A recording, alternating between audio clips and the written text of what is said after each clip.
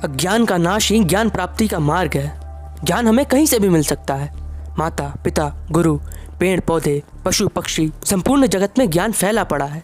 बस आवश्यकता है उसे समेट कर अपने अंदर धारण करने की। कभी कभी हमें उन लोगों से ज्ञान प्राप्त होता है जिन्हें हम अहंकारवश अज्ञानी समझते हैं। जैसे में जानवरों और पेड़ पौधों को ही देख लीजिए, ना उनके पास हमारे जैसा विकसित या यूं कहे तो उच्च सोचने समझने वाला मस्तिष्क है जिससे वो अपना अच्छा बुरा और लाभ हानि सोच सके, और ना हमारे जैसा विकसित मुख जिससे वो अपना दुख दर्द या अपनी भावनाओं को किसी दूसरे के समक्ष व्यक्त कर सके। जैसे भी हैं, बिना कोई नुकसान किए बस प्रकृति के साथ घुल मिलकर जिए जा रहे हैं। और एक तरफ हम हैं, हमारे पास तो विकसित मस्तिष्क भी है, विकसित मुख भी है, फिर भी हम इतने बड़े स्तर पर प्रकृति का दोहन किए जा रहे हैं। अपने आप को ही सर्वश्रेष्ठ बताना कहीं ये मनुष्य की अज्ञानता तो नहीं है? क्या हम वास्तव में ज्ञानी कहलाने के हकदार हैं? क्या इस ब्रह्मांड में उपलब्ध सभी ऊर्जाओं, सभी ग्रहों, सभी तारों, सभी शक्तियों से हम अवगत हैं? क्या जिस शिव की प्रतिमा को हम अपने अंतःकरण में धारण किए हुए हैं वो वैसे हैं? क्या शिव के वास्तविक रूप से हम अवगत हैं? शिव क्या है, कौन है, हम क्या हैं, कहाँ से आए, ये पृथ्वी, सूर्य, तारे, ये अंतरिक्ष कैसे बने? क्या वास्तव में हम इन बातों से अवगत हैं? ये शिवरात्रि क्या है और इसे हम क्यों मनाते हैं? आज इस महाशिवरात्रि के उपलक्ष्य में इन सब बातों को हम स्वयं भगवान शिव से ही जानेंगे।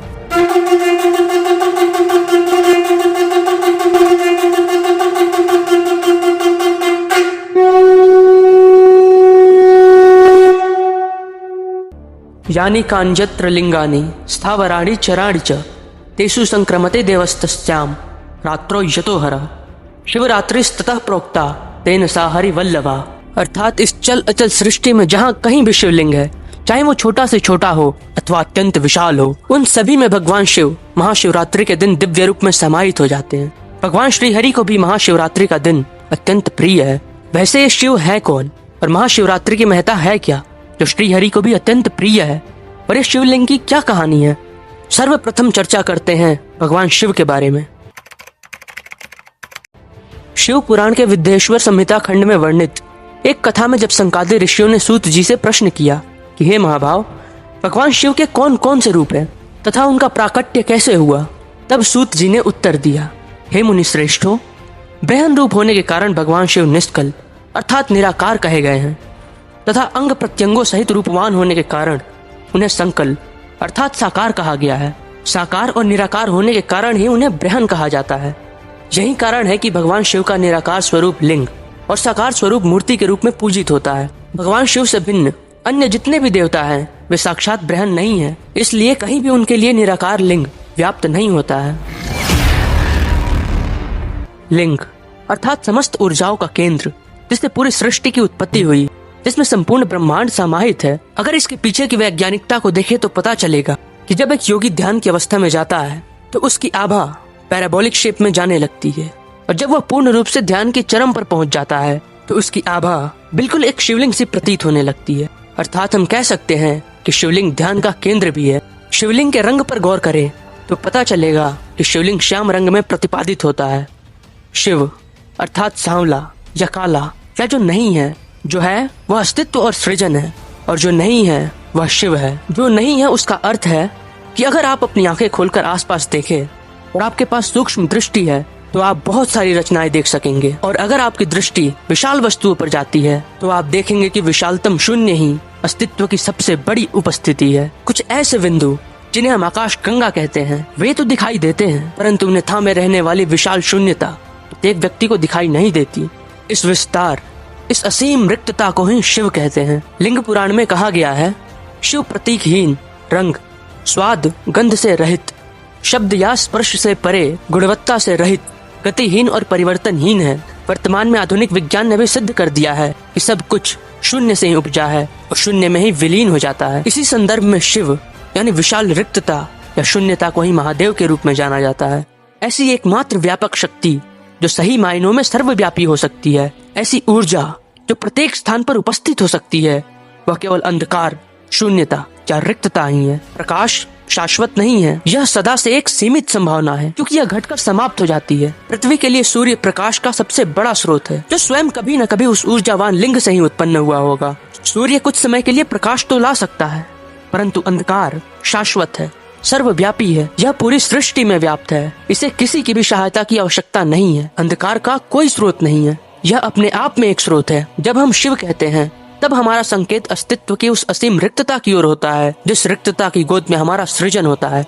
रिक्तता की इसी गोद को हम शिव कहते हैं। इन सबसे स्पष्ट तो हो जाता है कि जितना हमने शिव के बारे में कहीं पढ़ा, सुना, देखा, वो बस उतना ही और केवल वैसे ही नहीं है, वो हमारे सूक्ष्म बुद्धि और सोच से परे हैं। अर्थात हम शिवलिंग को पूरे सृष्टि का प्रतीक समझ सकते हैं। शिवलिंग की पूजा आराधना संपूर्ण सृष्टि की पूजा आराधना के समतुल्य ही है।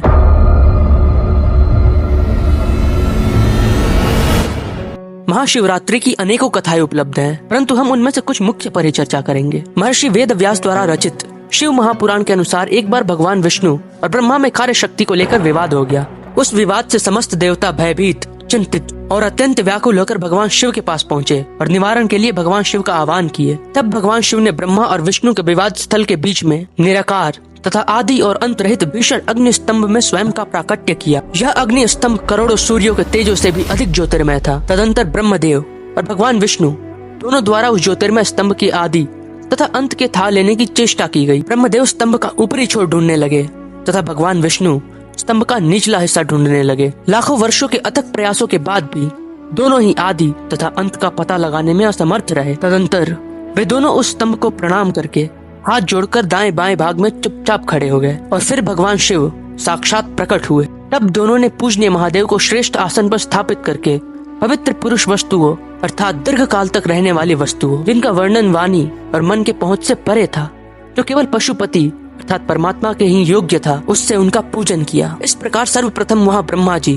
और विष्णु जी ने भगवान शिव की पूजा की। इससे प्रसन्न होकर भक्तवत्सल भगवान शिव ने अपने आरंभ और अंत रहित ज्योतिर्मय लिंग स्वरूप को अत्यंत छोटा किया और वहाँ नम्र भाव से खड़े हो गए और मुस्कुराकर दोनों से कहा, हे पुत्रों, आज का दिन एक महान दिन है। आज के दिन तुम्हारे द्वारा मेरे निराकार और साकार रूप की पूजा हुई है, उससे मैं तुम दोनों पर अत्यंत प्रसन्न हूँ। इसी कारण यह दिन परम पवित्र और महान से महानतम होगा। आज की यह तिथि शिवरात्रि के नाम से विख्यात होकर मेरे लिए परम प्रिय होगी और तब से शिवरात्रि पूरे सृष्टि में प्रख्यात है। एक दूसरी कथा और है कि इस दिन भगवान शिव और माता पार्वती का विवाह हुआ था। एक और कथा प्रचलित है, समुद्र मंथन के वक्त जो विष निकला उसे भगवान शिव ने पीकर पूरे जगत का उद्धार किया।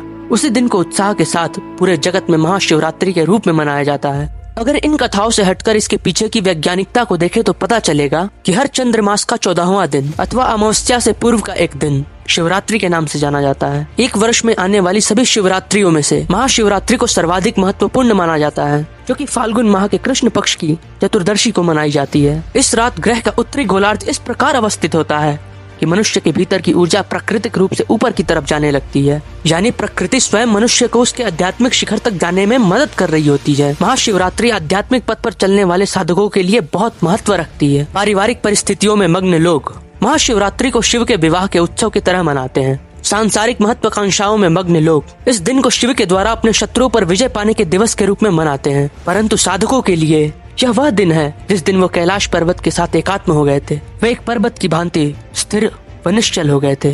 यौगिक परंपरा में शिव को किसी देवता की तरह नहीं पूजा जाता, उन्हें आदि गुरु माना जाता है। पहले गुरु जिनसे ज्ञान उपजा, ध्यान के अनेक सहस्रादियों के पश्चात एक दिन वो पूर्ण रूप से स्थिर हो गए। वह दिन महाशिवरात्रि का था। उनके भीतर की सारी गतिविधियां शांत हुई और वे पूरी तरह स्थिर हो गए। इसलिए साधक महाशिवरात्रि को स्थिरता की रात्रि के रूप में भी मनाते हैं। इन सभी तथ्यों से पता चलता है कि महाशिवरात्रि न केवल आध्यात्मिक दृष्टि से बल्कि वैज्ञानिक, पारिवारिक और सामाजिक दृष्टि से भी बहुत महत्वपूर्ण है। ये बात जानना बहुत आवश्यक है कि महाशिवरात्रि और भगवान शिव की पूजा आरंभ कब हुई। क्या सिंधु सभ्यता की खुदाई में इससे संबंधित कुछ तथ्य मिले थे? क्या ये सब पहले से ही चलता आ रहा या बाद में लोगों ने इसे अपनी परंपरा में सम्मिलित किया?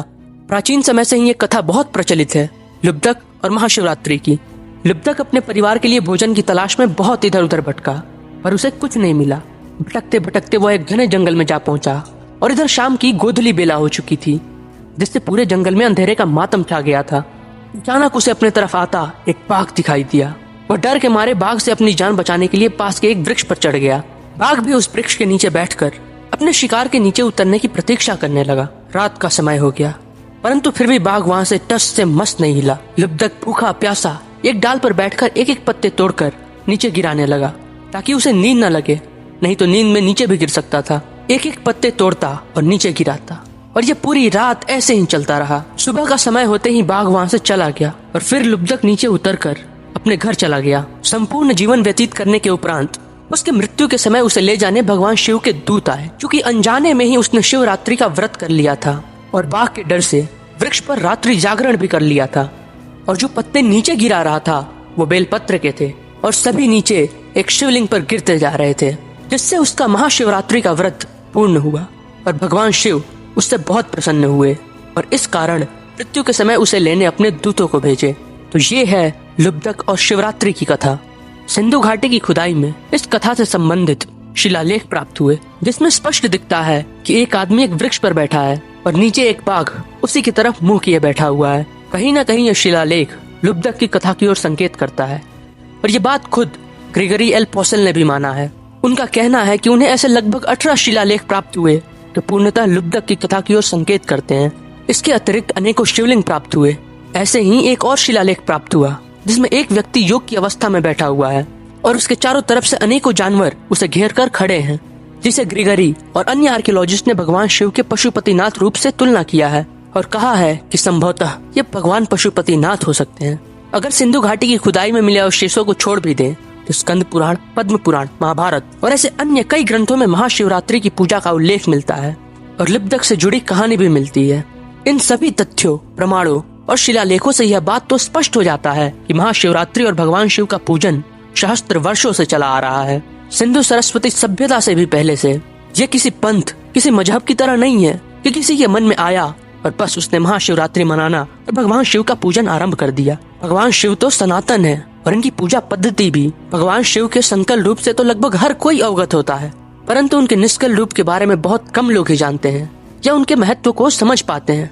हमने अपने सूक्ष्म ज्ञान से जितना हो सकता था भगवान शिव के निष्कल रूप का वर्णन करने का प्रयत्न किया और साथ ही भगवान शिव और महाशिवरात्रि के महत्व को भी स्पष्ट रूप से समझाने का प्रयत्न किया। भगवान शिव की पूजा, उन्हें दूध, भांग, धतूरे, बेलपत्र चढ़ाने के अतिरिक्त उनसे क्या जान सकते हैं, उनसे क्या समझ सकते हैं, उनसे हम क्या प्राप्त कर सकते हैं, इन बातों को हमने वैज्ञानिक दृष्टि से भी समझाने का प्रयत्न किया। और इस महाशिवरात्रि पर उनकी सबसे बड़ी उपासना, सबसे बड़ी पूजा यही है कि हम उनकी महत्ता को समझे, जाने और उनसे जो सीखे उसका सदुपयोग करें।